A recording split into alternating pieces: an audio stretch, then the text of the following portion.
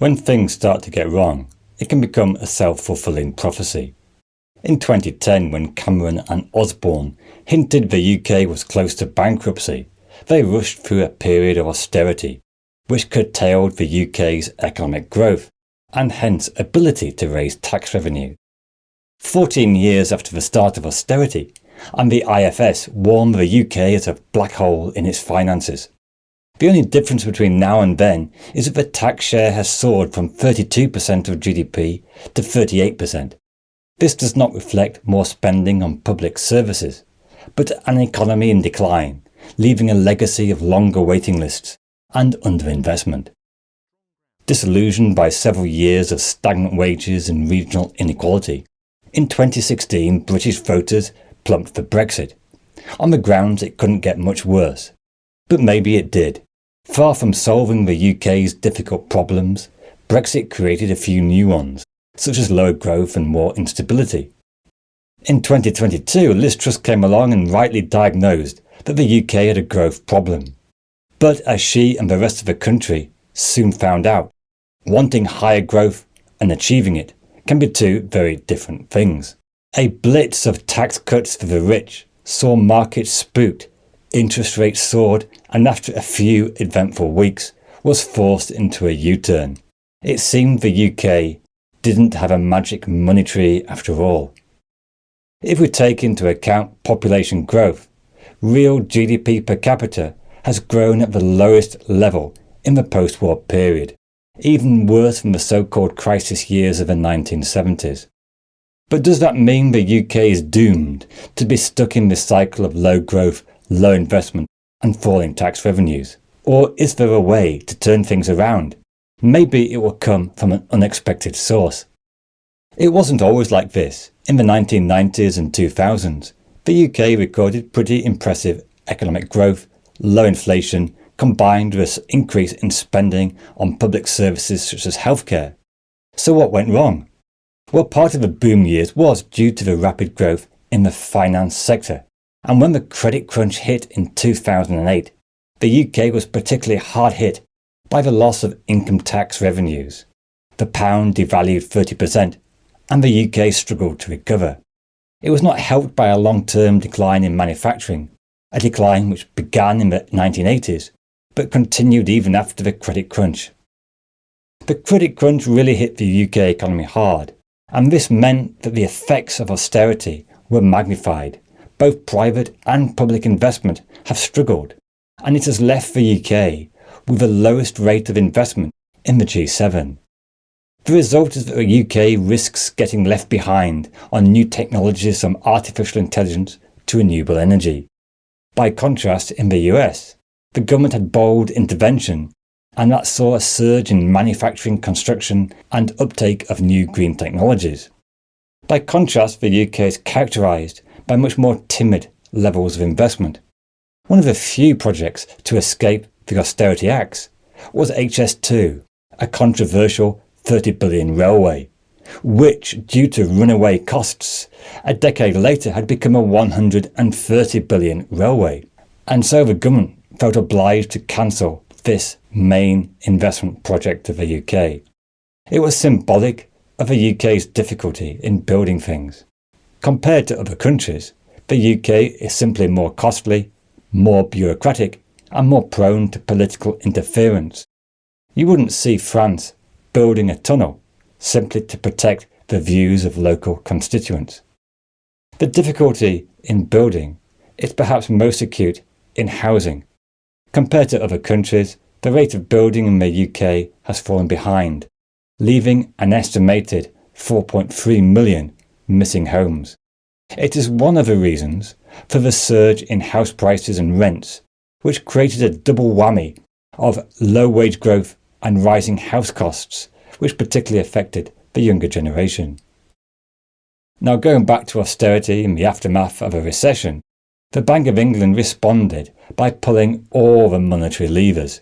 We had a decade of near zero interest rates, plus an unprecedented £800 billion of created money. Unfortunately, rather than creating real investment, quantitative easing did more to shore up asset prices. House price to income ratios reached a record level in 2022. The Bank of England admitted that QE did push up house prices. It was a period of ultra-low interest rates and very cheap borrowing costs. But wedded to an ideology of austerity, the government were reluctant to invest in infrastructure.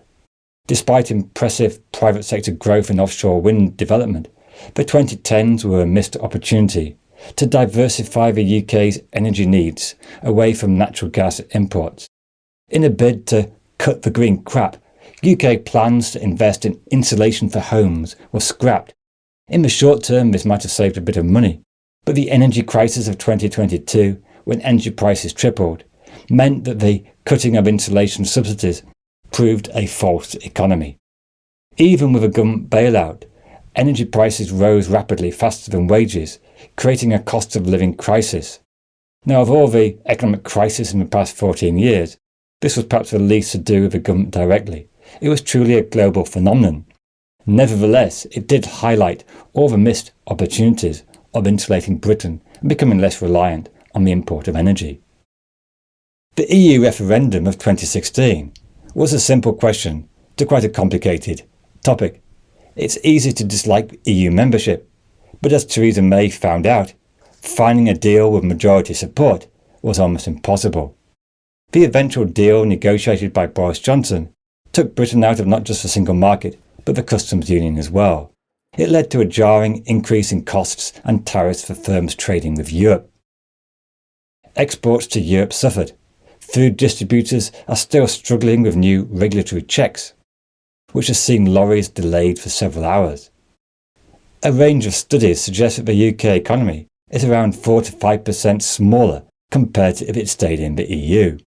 It's not the biggest drag on economic growth, but by 2030, an average person could be around £2,300 worse off compared to if we had stayed in the EU. Now, the good thing about Brexit is that there is a scope for a future government to boost economic growth without requiring any higher spending or tax or borrowing. Regulatory alignment and rejoining the customs union is definitely not straightforward, but it would enable a reduction in business costs and improve trade. A big issue of Brexit was immigration. The irony is that ending free movement with Europe led to even higher levels of migration.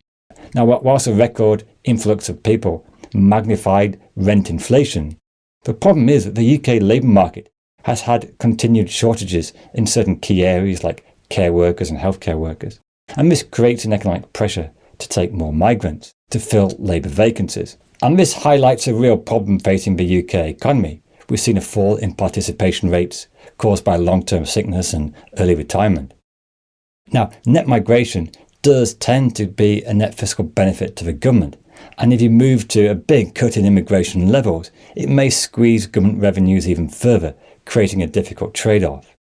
Also, the university sector is another relatively successful part of the UK economy, gaining £40 billion in revenue. Clamping down on foreign students is another example of the UK turning its back on what it is relatively good at. Now, Liz Truss may have only lasted 44 days, but she did inadvertently coin a new phrase, a Liz Truss moment. This refers to a spectacular bond crash in response to irresponsible government fiscal stimulus. The argument is that with high debt, bond vigilantes are waiting just around the corner, and any unfunded increase in debt would lead to a mass sell-off of bonds, collapse in the currency, and economic Armageddon. Now, it is actually a bit misleading. The Liz Truss crisis was probably more to do about trying to boost demand when inflation was 10%. But in the popular imagination, it was all about borrowing. As a consequence, Labour have revised their ambitious $28 billion of green investment to a more conservative $15 billion. It's less than 0.75% of GDP, and it contrasts with Biden's new Green Deal of a potential $1.1 trillion or 4% of GDP. And the US economic boom does show that growth is possible in the advanced world, and you can escape the cycle the UK has found itself in, real GDP per capita stagnant since 2019. But is it fair to compare the UK and the US? The US does have a few advantages the UK doesn't have. Firstly, the US has a much greater ability to borrow. And secondly, as well as all the green investment, the US has become the world's biggest oil producer and the world's biggest exporter of liquid natural gas. This option isn't open to the UK. North Sea oil is in decline. But by contrast to the US, Starmer's Labour is painted as too conservative, unwilling to fix public services by raising any meaningful tax increases, yet committed to debt rules which will limit borrowing and any meaningful level of investment. It looks like there's a risk of more austerity, lower investment, and that ongoing negative spiral of self-reinforcing lower growth. However, is there a more optimistic outcome? Rather like 1997, the Labour Party may inherit an economy which is actually doing better than outer appearances may suggest. Inflation has fallen to 2%. Despite some lingering service sector inflation, it should remain low enough for interest rates to come down a little, and it would enable real wage growth to remain positive. And after all the turmoil of recent years, self-inflicted and external, the UK could, in theory, be entering a period of greater stability. If planning restrictions are eased, it could see an upturn in private sector investment, especially in housing. In the past 2 years, consumers have actually built up more savings, and a period of improving real wage growth and lower interest rates could encourage them to spend. So there is a scenario where the UK starts to recover some of the lost output of recent years. However, before we get too carried away, there is a real spanner in the works. The UK's productivity growth fell off a cliff in 2009 and never really recovered. OBR forecasts are actually premised on productivity growth of 1.5% a year, but this almost certainly will have to be downgraded after the election, leading the government to be in an even worse fiscal position than they think at the moment.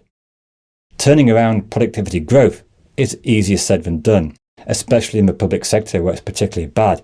But this is a real challenge, and without higher productivity growth, the UK will remain a stagnant economy. Also, is there any actual real hope that the housing market will become more affordable? This video looks into the prospects of the UK housing market.